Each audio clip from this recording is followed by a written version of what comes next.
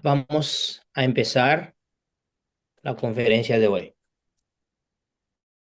Vamos a unir las palmas y recitamos juntos. Homenaje al maestro fundamental Buddha Shakyamuni. Homenaje al maestro fundamental Buddha Shakyamuni. Homenaje al maestro fundamental Buddha Shakyamuni. Versos de apertura del Dharma. El Dharma insuperable, profundo y maravilloso, es difícil de hallar aún en cientos de millones de periodos cósmicos. Yo ahora lo veo, lo oigo y logro recibirlo y conservarlo. Deseo comprender el significado verdadero del Tathagata.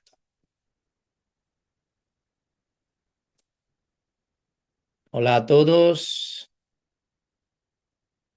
bienvenidos a la tercera conferencia de las explicaciones del libro Sendero a la Budidad, capítulo 1. La vez pasada hablamos sobre buscando refugio en las cosas mundanas de este mundo,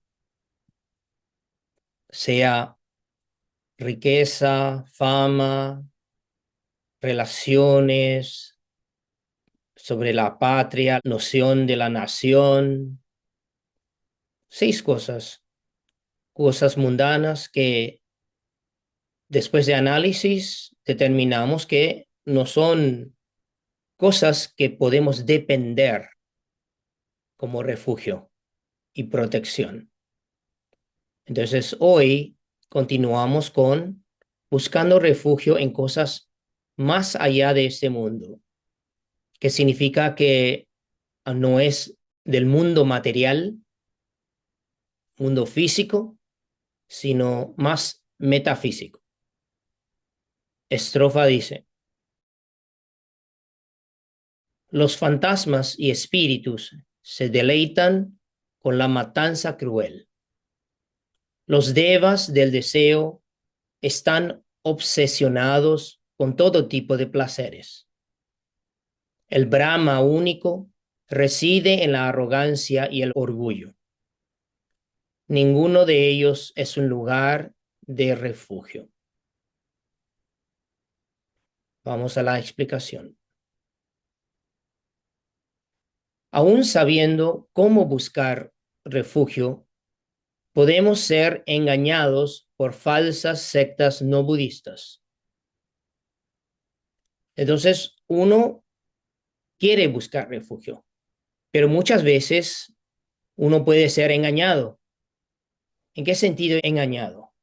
Que hay una propuesta que dice aquí te da refugio y protección, pero en realidad no es refugio seguro ni protección real. No se trata solo de depender ciegamente del objeto de refugio, sino también de tenerlo como modelo y referencia. En este mundo en que la información está tan abierta y uno puede encontrar cualquier cosa por internet utilizando inteligencia artificial para conseguir informaciones, pero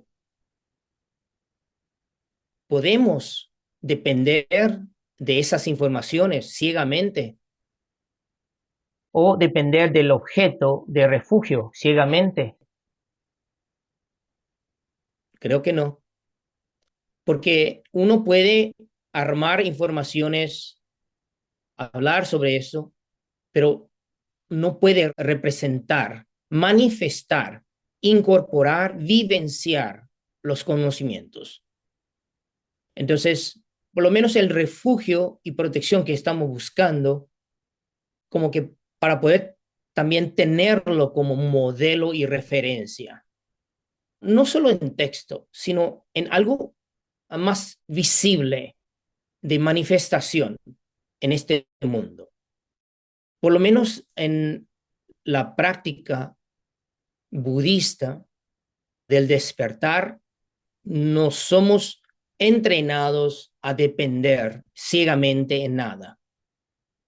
Hasta con las palabras del Buda hay que leer, escuchar con respeto, pero con ojos abiertos, especialmente para discernir cómo entender esa información y ponerlo como en vivencia en vida diaria. Ciegamente significa cerrar los ojos y decir que sí, confío plenamente, no necesito analizarlo, no necesito entenderlo, solo voy a seguir. Pero eso puede muchas veces causar problemas. Hasta hay conocimientos que no son explicados de una manera clara, o nos puede generar conflictos internos, hasta filosóficos en la práctica. Entonces, en budismo, la fe ciega o depender ciegamente de algo no es recomendable. Mientras no tengamos el estado mental del autodespertar, podemos ser fácilmente mal influenciados y contaminados. Bueno, ahí está la clave, porque todavía no tenemos ese estado mental, esa capacidad del autodespertar. Entonces, cuando escuchamos algo y no tomamos el tiempo para analizarlo, entenderlo, hacer preguntas o probarlo para ver si funciona, entonces muchas veces podemos ser fácilmente mal influenciados y contaminados. Mal influenciado y contaminado en el sentido de que nuestra mente, con una programación, ya se conecta fácilmente con la codicia, ira e ignorancia.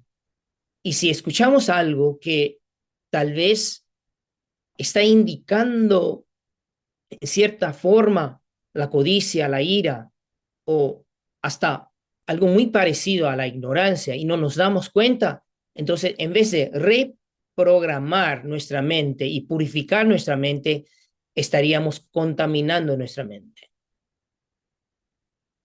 Por lo tanto, es necesario tener mucha cautela. Entonces, aquí está hablando de aquellos que todavía no han tomado refugio, están buscando refugio. Entonces, el Buda Dharma dice que hay que tener mucho cuidado, mucha cautela, porque el cuerpo tal vez es temporario, pero la mente, la parte espiritual de nuestro pensar, es algo que tenemos que cuidar, que tenemos que proteger, especialmente en este camino hacia el despertar. Existen varios objetos religiosos de refugio. Ahora explicaré brevemente las tres categorías de los mismos y en base a sus defectos aclararé por qué no son un lugar o un objeto correcto de refugio. Y aquí quiero enfatizar algo, porque obviamente estoy hablando como un practicante budista, monje, y desde el lugar del budismo.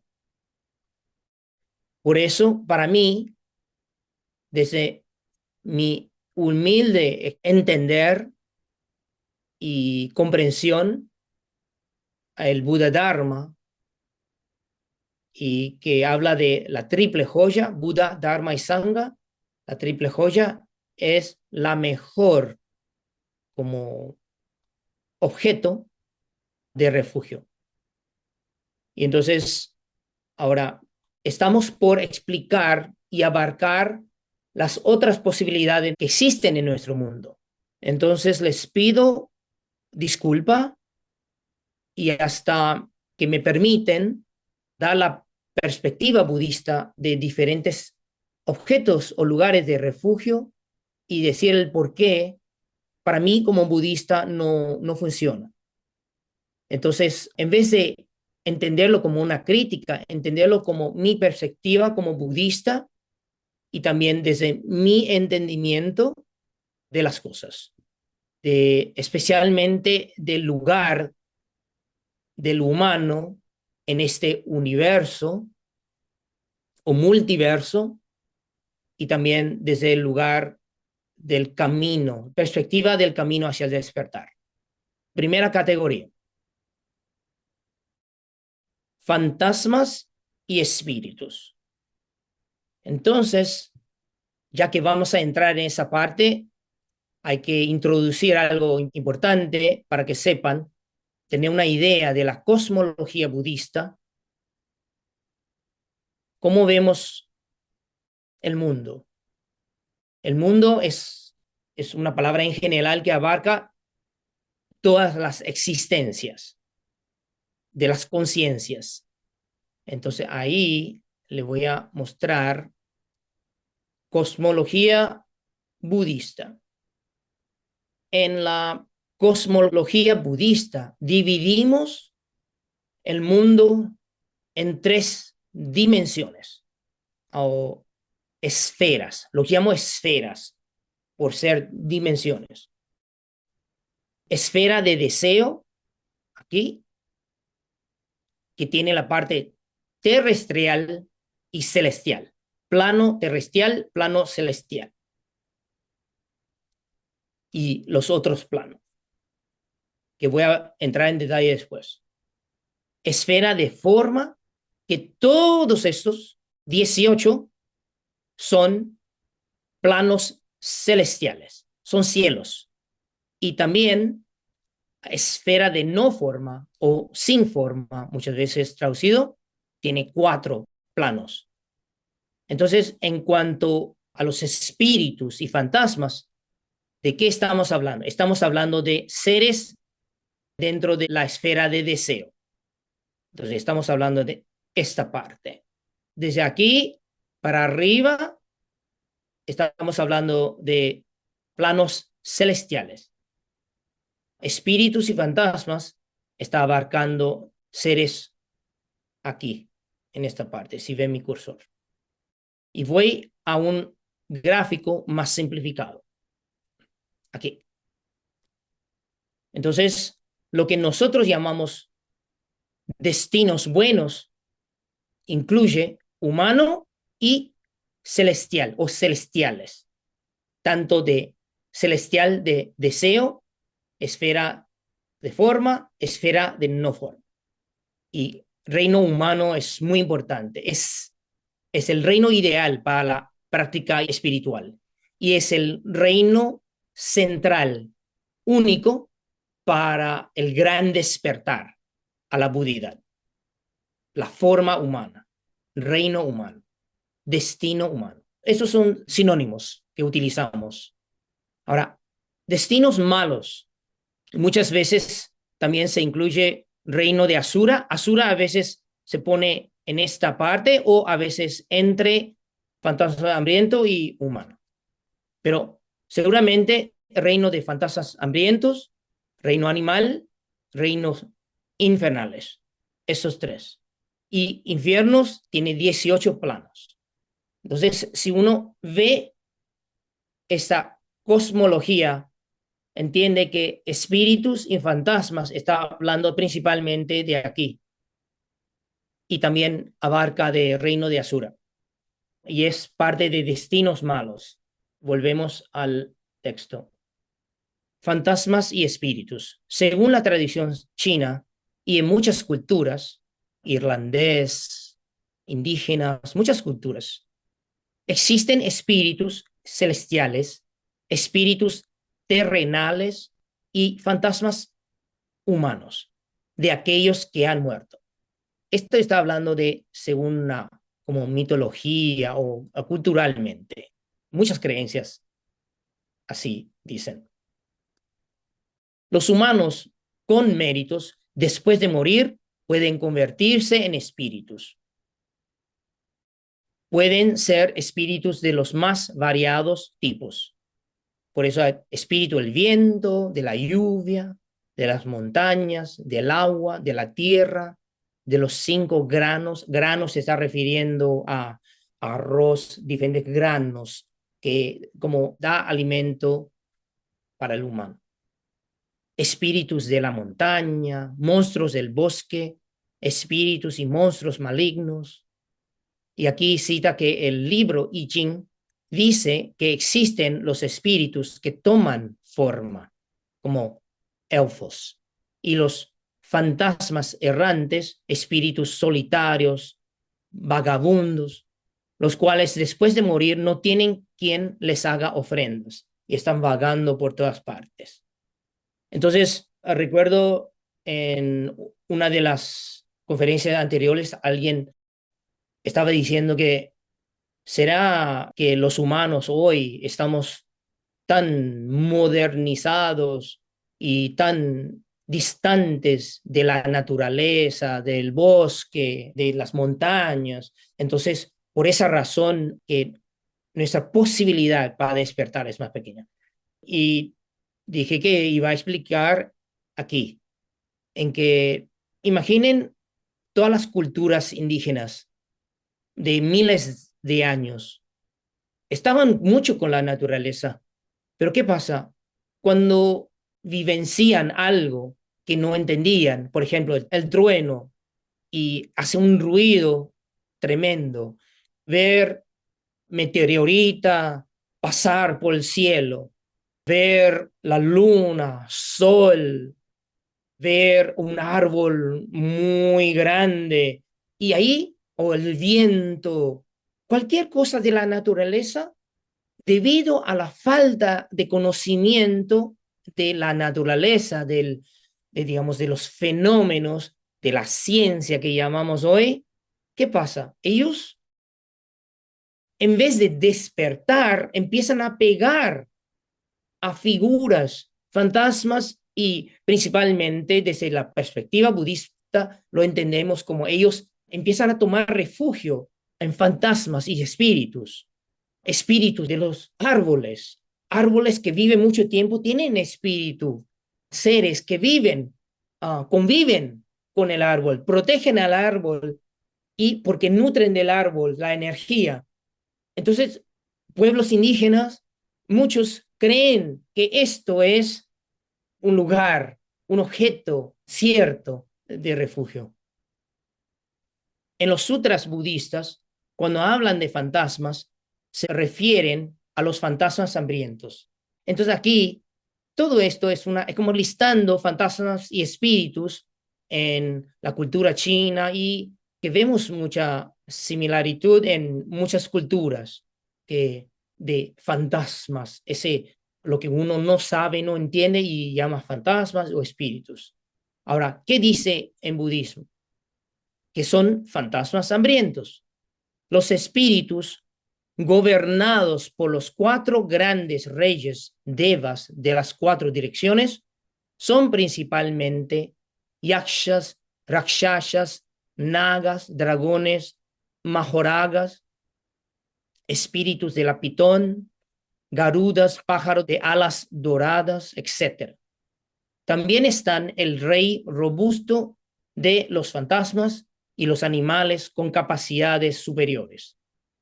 Además, según la transmisión del cristianismo, también existen los demonios, grandes dragones y serpientes, espíritus y ángeles con alas. Entonces aquí lo que está denotando que son cuando se habla de espíritus y fantasmas, estamos hablando de fantasmas hambrientos, ese reino principalmente. Y los espíritus, si tienen más méritos, menos méritos, gobernados por seres celestiales, que son 4 grandes reyes devas, de 4 direcciones. Este es el primer cielo de la esfera de deseo. Todos estos fantasmas y espíritus, algunos poseen ciertos méritos y algunos poseen poderes sobrenaturales. E incluso hay algunos que son buenos y están subordinados a las deidades de los cielos superiores. ¿Qué significa fantasmas y espíritus que poseen ciertos méritos, algunos méritos? Es decir, que en vidas pasadas, como humanos, han practicado la generosidad y han ayudado a seres, generado méritos, pero por visión incorrecta, por ciertas acciones, karma negativo cometido, entonces renacieron como fantasmas y espíritus en ese reino de fantasmas hambrientos y pueden poseer poderes sobrenaturales. ¿En qué sentido? Los fantasmas hambrientos con méritos, en ese reino, cuando uno muere como humano y renace como fantasma hambriento, no pierde su memoria de la vida anterior como humano. Entonces todavía puede retener esa memoria por una razón, porque es un nacimiento por transformación. Existen 4 tipos de transformaciones.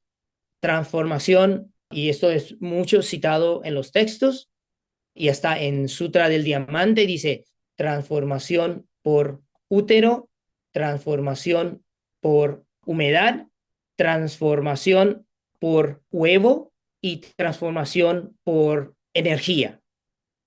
Renacimiento por transformación. Entonces, renacimiento por transformación es que tenía un cuerpo carnal y fallece ese cuerpo, entonces la conciencia por karma renace como en un reino por transformación en fantasma hambriento, o si fuese destino bueno sería en los cielos de diferentes esferas, y eso es por transformación. Entonces, esos seres, poder sobrenatural, significa que ellos pueden saber, porque no tienen una como obstáculo del cuerpo, pueden percibir futuro de alguien, pueden percibir el futuro como de una persona, pueden escuchar pensamiento de los humanos, pueden hasta ser como espías para los humanos y saber qué están planeando, porque ellos no tienen un cuerpo, entonces pueden aparecer en cualquier lugar. Ese tipo de poderes no son poderes que son relevantes a la espiritualidad en el sentido de poder despertarse. Usualmente son poderes como para poder saber cosas, qué va a pasar esto, así, informaciones. Y hoy día en Tailandia, en Taiwán, en lugares asiáticos, hasta en Indonesia, existen personas que hacen un lazo con esos seres, fantasmas hambrientos con méritos o con ciertos poderes. Entonces le hace ofrenda y tratan de hacer un vínculo con ellos. Entonces, un humano que se mete en esa transacción espiritual no tan bueno, entonces tratan de tener información y para venderlo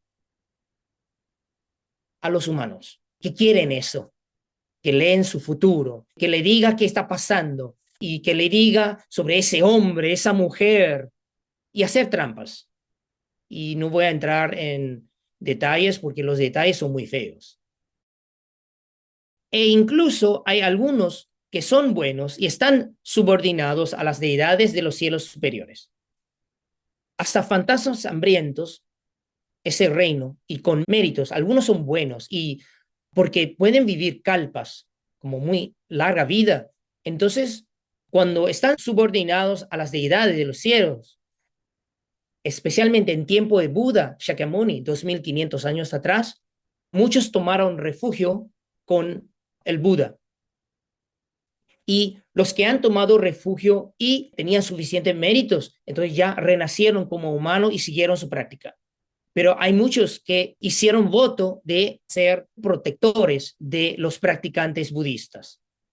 Y esto lo puedo reiterar más y explicar más cuando llegamos a la parte de refugio en la triple joya.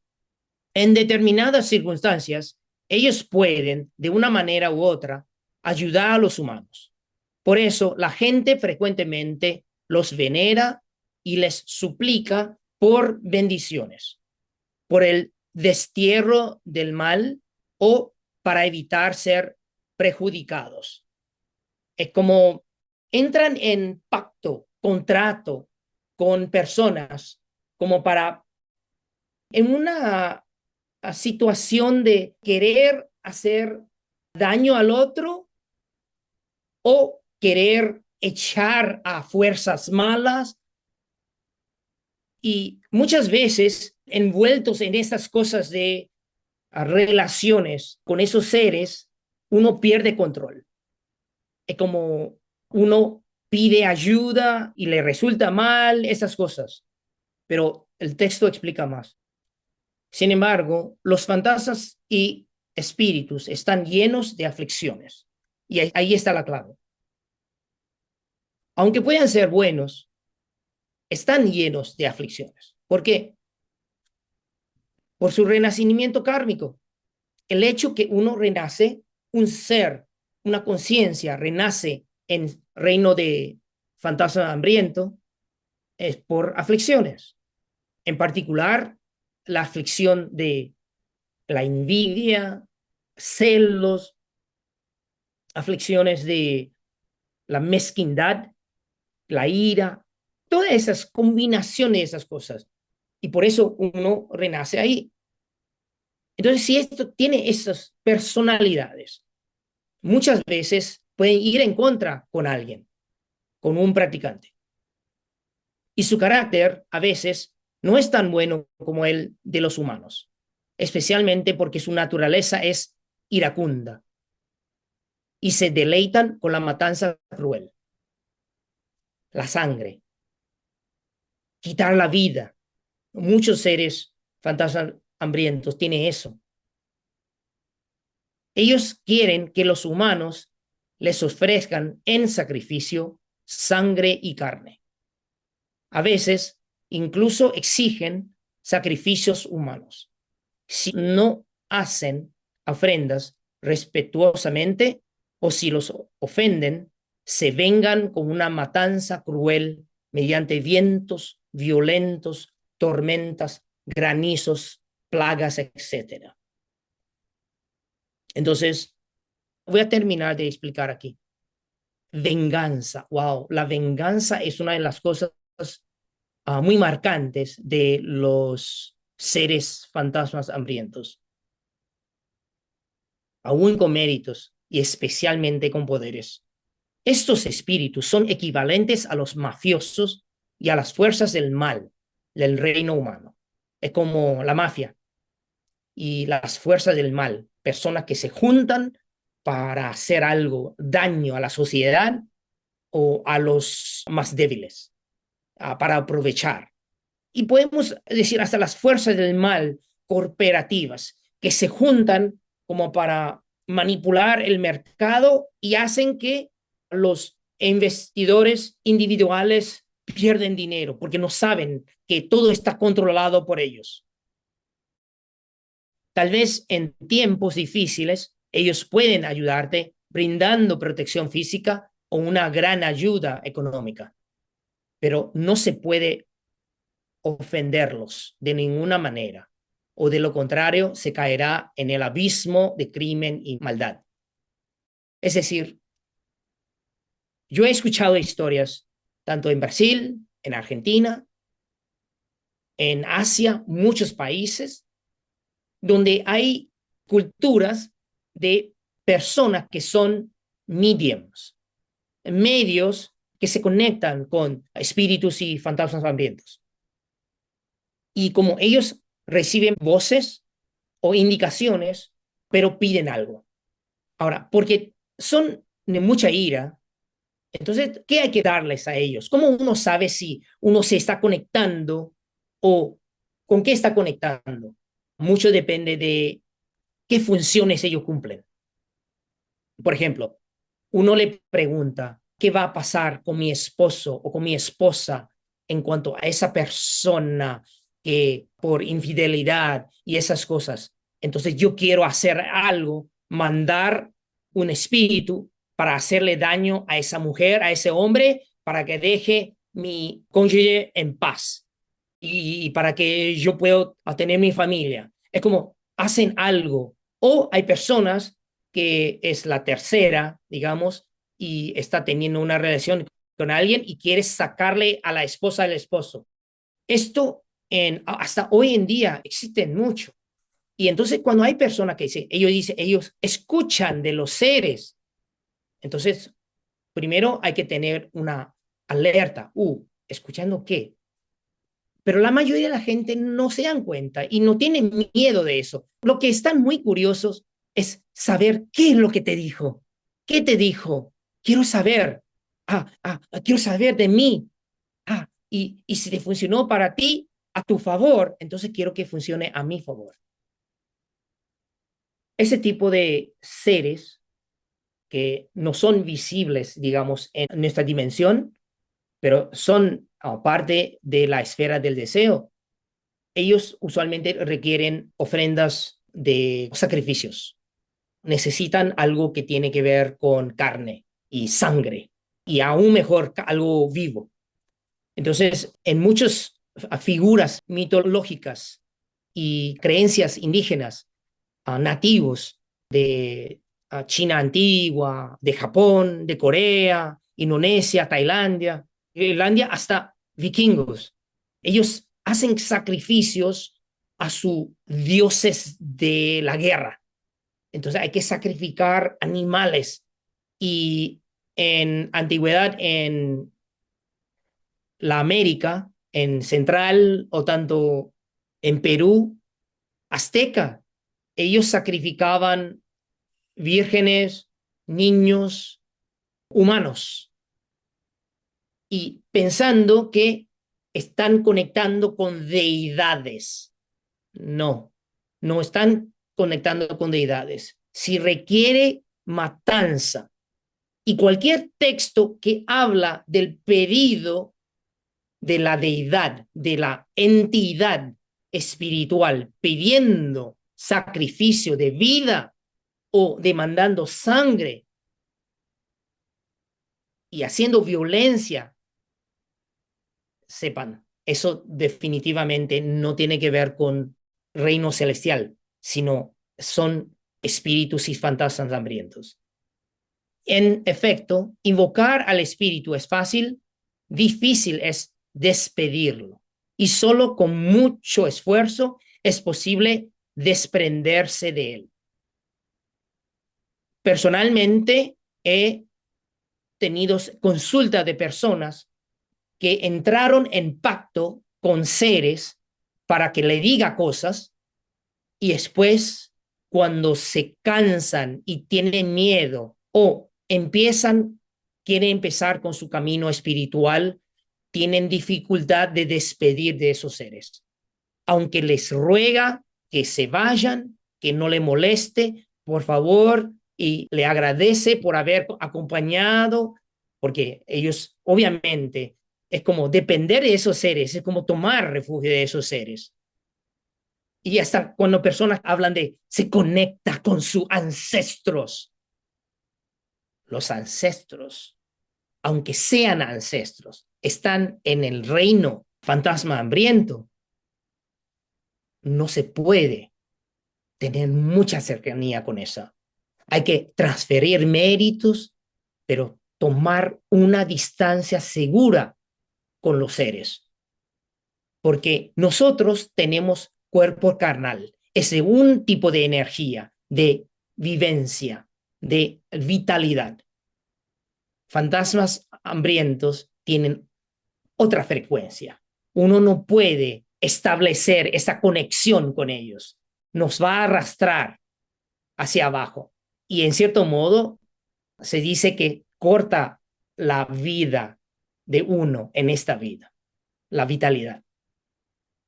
Y es muy difícil. Una vez que uno establece esa conexión con ellos y después decidir que ya llegó el tiempo, ya no necesita, es difícil de despedirlos porque no te van a soltar. Por un lado, nosotros, las personas que se meten en esas cosas, creen que están en control. ¿Qué control? Uno pide a ellos información que uno quiere para alguien y uno lucra de eso. Uno recibe dinero como medio de vida a través de eso. Es una relación de dependencia de esos seres por la información y se vende y se transforma en riqueza mundana. Y la otra persona toma esa información y puede causar daño a otros. Es como dicen los refranes, invitar a un lobo a entrar en casa o atraer a un fantasma puertas adentro. Los adoradores de fantasmas y espíritus, tras haberlos ofendido, muchas veces acaban arruinando a sus familias y sacrificando a sus miembros. Entonces, ¿vale la pena realmente tener ese problema? Obviamente no. Abrir esa puerta, conectarse con seres, fantasmas hambrientos, sean espíritus, y recibir instrucciones, hacer pedidos, refugiándose en ellos, dependiendo de ellos, o de personas que tienen relación con ellos. Uno está endeudado en alguna forma con esa energía, con ese grupo. Eso seguramente no va a llevar hacia el despertar. Pero en este mundo, muchas personas hacen eso por desesperación, porque quieren tener más información que vos. Es como ser curiosos, pero de una manera no tan prudente. No en vano, realmente, Confucio fue un gran hombre para la humanidad, pues su enseñanza de respetar a los fantasmas y espíritus, pero mantenerse alejados de ellos, no deja de ser una postura inteligente. Aquí voy a listarles cosas que yo tengo entendimiento y compartir con ustedes. Vamos a Cuba primero. Las cosas de vudú. Vudú, cuando hacen sus rituales, requieren a la matanza en vivo de una gallina y hay que cortarle, hacerle sangrar y entonces hacer una ofrenda para los espíritus y hacer un ritual. En el caso de candomblé, candomblé en Brasil es una mezcla de varias religiones de África y también de teísmo, pero tienen que hacer ofrenda de sacrificio, sacrificar animales y santería en Cuba. Y en chamanismo, en vez de enseñar técnicas de meditación, lo que hacen es utilizan sustancias que encuentran en la naturaleza y que facilita a uno separar del cuerpo de su mente a través de sustancias como ayahuasca, cosas en chamanismo. Y hablan de eso como una experiencia espiritual. Y yo ya he escuchado mucha gente que me hablan de lo bueno que le hace y qué insights tuvieron, pero realmente yo no creo son convencedores de ese tipo de práctica. Yo creo que la forma de despertar es despertando, no es tomando sustancias alucinógenos como para inducir una experiencia. El Buda nunca utilizó cosas, sustancias, como para llegar a estados. Siempre es el entrenamiento de la mente y el cuerpo y las acciones de uno, el proceso de purificación. Entonces, esa parte sería el primer grupo sobre espíritus y fantasmas. Ahora vamos a devas del deseo. Entonces, devas del deseo. Ahí vamos a ver a la gráfica. Devas del deseo está hablando de aquí en la esfera de deseo. Okay, y vamos a agrandarlo un poco. Y aquí tenemos al cielo de los cuatro reyes, las cuatro direcciones, y después 6, Trayastrimsha, Yama, Tushita, Nirmanarati y Parinirmita Vashavartin. esos 6 cielos son cielos de la esfera de deseo. Esfera de deseo. ¿Por qué se llama esfera de deseo? ¿Y por qué estos 6 cielos están aquí? ¿Y cuál es la función de esos cielos? Entonces, en el segundo grupo de los grupos, digamos que no tanto material, es como mundo más fuera de material. Entonces, deseo se refiere a los 5 deseos materiales. Las sutilezas de la forma, sonido, olor, gusto, tacto y deseo sexual.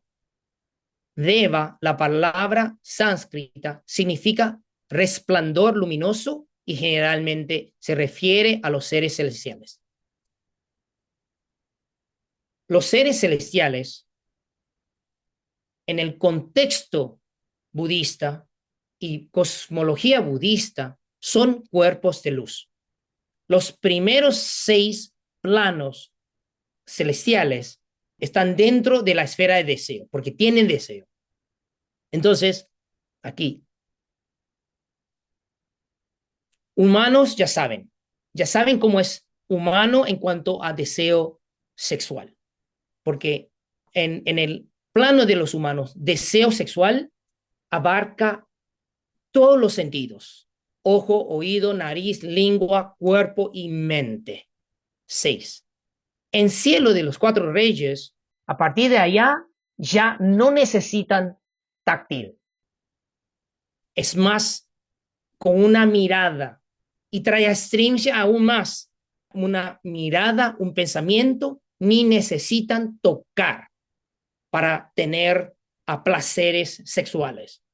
Entonces, estos 6, por más que uno va ascendiendo en nivel de cielo, entonces su deseo es aún más sutil, y especialmente ese deseo emocional, sexual de apego, es más sutil. Ya no es tan grosero como en los humanos y en los animales. Al pasar al nivel de esfera de forma, no, ya no tiene esa parte. La parte del deseo sexual ya está muy manejada. Es más sutilmente es el apego a los seres, el apego al yo. Entonces, deseo se refiere a ese seres que están apegados a la forma, sonido, olor, gusto, tacto, y en el caso humano es deseo sexual, y en el caso celestial ya empieza a ser como de solo ver, escuchar sonidos, oler, y eso, no necesita tocar, porque tacto es muy grosero en el sentido de los deseos, placeres, porque es muy carnal. De entre las 3 esferas, en la del deseo, existen a su vez 6 cielos. En el nivel inferior están los 4 grandes reyes, devas de las 4 direcciones, que gobiernan las 8 categorías de fantasmas y espíritus. Por encima de este están los 5 cielos: Trayastrimshas, cielo 33, es su nombre, 33, es como una dirección del cielo. Yama, cielo Yama, Tushita, Nirmarati y Parinirmita Vashavartin. Aquí, como una información muy adelantado, pero aquí es donde vive el rey Mara y sus sujetos Mara. Estos 6 cielos comparten la codicia por la materia y el deseo sexual, y por eso se les llama cielos del deseo. Entre los devas del deseo, el que tiene la relación más cercana con los humanos es Shakra Devanam Indra, rey del cielo Trayastrimshas, el soberano Shakra. Defiende la paz, valora la moralidad y desea el progreso de la humanidad. tenía contacto en la humanidad en aquella época. Por eso surgieron los textos. En diferentes partes del mundo humano, civilizaciones, hay escritos o también mitos, leyendas sobre sus apariciones. Aunque para gobernar los reinos celestiales ocasionalmente inicie guerras, aún así perdona a sus enemigos, destacando la idea de no matar. Se convirtió en el gran gobernante del reino de muchos devas y a través de fantasmas y espíritus gobierna el reino humano. Las devis, doncelas celestiales, lo rodean, similar al emperador de Jade descrito en la mitología china. Entonces, esto, chakra. Recuerden ese nombre chakra. Comparados con los fantasmas y los espíritus, los devas del deseo son obviamente de un nivel más elevado, pero el problema es que están obsesionados con todo tipo de placeres. En el disfrute de estos deseos materiales y sensuales, es inevitable que se vuelvan arrogantes, derrochadores, lujuriosos e indulgentes, inmersos en una existencia decadente. Así su vida espiritual de sabiduría y moralidad acaba retrocediendo. Es decir, es muy difícil en estos cielos de la esfera de deseo para avanzar espiritualmente, seguir el camino de despertar. En épocas pasadas, Shakra invitó a Buda a enseñar el Dharma, pero poco después de regresar a los cielos, olvidó por completo lo que Buda le había dicho. El deseo es la raíz del sufrimiento. Y todos esos devas que disfrutan de los deseos materiales y se degradan fácilmente, si apenas pueden garantizar su propia supervivencia, entonces ellos también necesitan buscar refugio. Es decir, hasta los seres celestiales en los 6 cielos o más, especial, y en este caso estamos hablando de 6 cielos de la esfera de deseo, ellos necesitan también refugio, porque ellos no tienen su existencia entendida. Ahora, para mí, yo a los 10 a 11 años de edad, cuando estaba en Paraguay, fui a un colegio católico, Santa Clara, en Asunción. Y ahí tuvimos nuestra clase de la Biblia. Bueno, entonces yo teníamos que recordar las historias, memorizar los textos y para rendir pruebas. Y yo recuerdo muy bien las cosas relacionadas con Abraham, no sé cómo decirlo ahora, solo lo recuerdo en inglés, y después la historia del pueblo, y no voy a decir cuál pueblo, y ustedes saben cuál pueblo. Entonces, si estamos hablando de esa historia, y eso es parte del Antiguo Testamento, y Antiguo Testamento para mí, y si me permiten opinar, es como yo vi muchas cosas de hacer y no hacer, castigar y expulsar, huir, y es como a recompensas, retribuciones, esas cosas. Es como había muchas cuestiones de castigo, culpa, esas cosas. Entonces, para mí, el Antiguo Testamento, leyéndolo, no me agradaba. Las historias no me sentía más como espiritualmente elevado, sino que me traía mucha duda de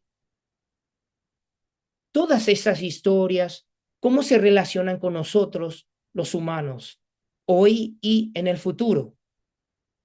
Estamos pendientes de algunas decisiones, otras, y no nuestras. ¿Qué pasa ahí? Y voy a seguir un poco más para terminar la parte de Brahma único. Entonces, aquí, esta parte es de esfera de deseos, los cielos. Después de los 6 cielos, cuando uno ya la resonancia, la frecuencia de la conciencia se ha purificado al nivel que no tiene tanto deseo, entonces pasa al nivel de forma. Se llama esfera de forma. Y aquí está. Y ahí entramos en la esfera de forma. Y esfera de forma está dividido en 4 cielos. Primer yana, cielos de primer yana, segundo yana, tercer yana, cuarto yana. Yana es una palabra sánscrita que significa absorción meditativa. Entonces, Brahma y sus ministros y sus multitudes, la gente, su población, hasta ese cielo hay una estructura social, gobernadores, ministros y los gobernados. Ahora, Gran Brahma está dentro del cielo del primer yana, es decir, es primer yana, ese estado meditativo, es la resonancia, la frecuencia de esos seres. Por encima de la esfera del deseo está la esfera de la forma. La esfera de la forma está dividida en 4 cielos yanas. Y el primer yana también está dividido en 3 cielos. El cielo de la asamblea de Brahma, el cielo de los ministros de Brahma y el de Gran Brahma. Entonces, ahora estamos entrando en el tercer grupo de refugios más allá, trascendente. Y en este caso, celestial. Y Brahma es de esfera de forma. Brahma significa puro. Esto tiene un sentido similar a sagrado e inmaculado. Los devas de la asamblea de Brahma son como el pueblo. Los devas de los ministros de Brahma son como funcionarios del gobierno. El deva, gran Brahma, es el rey gobernante, único y sin igual. Por eso se llama el Brahma único. Brahma es muy puro, no posee deseos sexuales ni se apasiona por los deseos materiales mundanos. En cuanto a la moralidad, su espíritu de amor benevolente y compasión es muy elevado entre las deidades de la mayoría de las religiones. Se puede decir que él es el que más se destaca. Según los sutras budistas, cuando surgió el gran Brahma, aún no existía sus súbitos y tampoco existía la esfera del deseo, lugares habitables como la tierra, etc. El gran Brahma deseó que existiera el cielo y la tierra y así se formó gradualmente la esfera del deseo. Él deseó que hubiera humanos y simultáneamente ellos aparecieron. Debido a que la mente del gran Brahma reside en la arrogancia y el orgullo, es inevitable que se genere visiones absurdas como considerarse que el cielo y la tierra fueron creados por él y que los seres humanos surgieron de él. Como su existencia es un poco más larga que la de otros seres, y que son muchas kalpas, un kalpa y medio, por lo tanto, anuncie a sus súbitos que él es eterno e inmutable, sin principio ni fin. Es decir, Gran Brahma surgió en nuestro mundo antes del Big Bang. Pero antes de él había otro mundo que acaba de entrar en destrucción y empieza un ciclo de formación. Entonces, justamente su timing apareció entre destrucción y formación. Por eso el gran Brahma evidenció la formación de nuestro mundo, nuestra constelación, si llamarlo, nuestro universo, este Big Bang. Por encima del cielo de Brahma, todavía están en el segundo. Entonces, el gran Brahma habla no tanto sobre el deseo, sino habla de amor universal, ese amor por los seres. Yo recuerdo cuando leí el Nuevo Testamento, primero me encantó la figura de Jesucristo, su forma de ayudar a la gente, su compasión, su amor benevolente. Realmente yo diría que ahora desde la perspectiva budista, yo diría que lo que Jesús en el Nuevo Testamento estaba proponiendo es la práctica de las tres Brahmaviharas, porque yo creo que ecuanimidad no era algo entendido por sus alumnos, entonces no se pudo grabar esa información de el completo Brahma Vihara, como residir en el Brahma. Y lo que él proponía era como volver a estar con espíritu de Brahma, la vibración del Brahma que está en la esfera de forma, que es de mucho amor benevolente, amor universal y compasión y regocijo. Por encima del cielo de Brahma todavía están el segundo, tercero y cuarto cielos de Diana, y por encima de estos todavía están la esfera de no forma. Sin embargo, ellos casi no tienen contacto con los seres humanos. Solo una pequeña minoría de personas consigue creer y practicar del segundo yana en adelante, por lo que no puede convertirse en la base de una creencia popular en la sociedad. Por eso no se los menciona. Es decir, la conexión de los humanos practicantes espirituales con los estados de segundo yana y en adelante son muy pocas, porque requiere estado meditativo más profundo y por eso no se puede convertir como una religión o como con muchos seguidores. Y en ese sentido, es entendido que en Cielo del Deseo, desde mi humilde opinión, aquí de chakra está hablando de la figura Deva en Antiguo Testamento. Y cuando llegamos a Gran Brahma, estamos hablando del Rey Celestial en Nuevo Testamento. Las religiones en general no distinguen más allá de los fantasmas y espíritus, de las grandes divinidades del politeísmo y del monoteísmo. Como se mencionó anteriormente, ninguno de ellos se aparta de las aflicciones ni trasciende del nacimiento y la muerte. Aún siguen siendo seres afligidos que apenas pueden salvarse a sí mismos. Por eso se dice que ninguno de ellos es un lugar u objeto de refugio. Entonces, eso es la perspectiva budista de que por qué esas figuras, tanto de fantasmas hambrientos, o sea, llamarlo espíritus fantasmas, o los seres celestiales de la esfera de deseo, y tampoco seres en la esfera de forma, como Brahma, son refugios viables para los humanos. Y hay una alternativa aún mejor, según la perspectiva budista. Bueno, entonces llegamos aquí y terminamos de explicar estrofa 3 hoy. Vamos a transferir méritos. Si lo que hablé hoy genere alguna comprensión y algún mérito,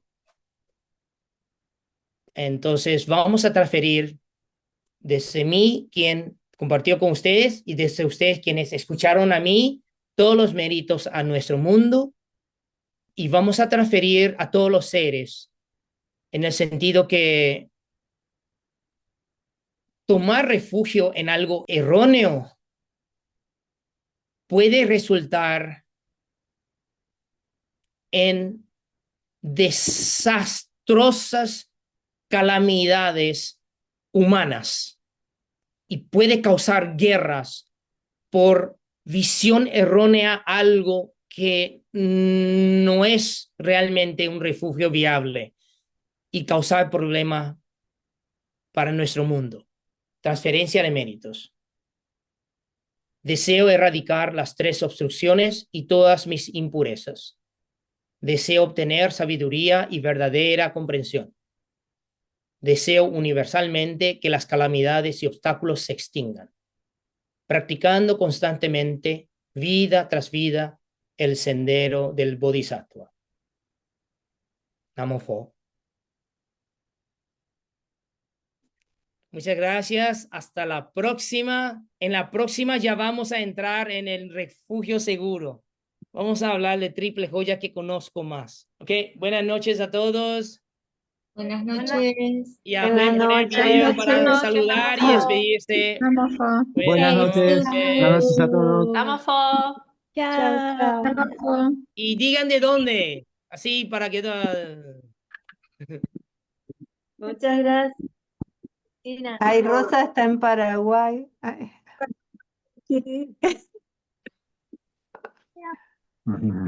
Hola. Buenas noches, Namo Pho. Namo Pho. Oh, Shifu, Namo Pho, gracias. maestro. Namo Pho. Namo Pho. Chao. Chao, Shifu. Chao, chao.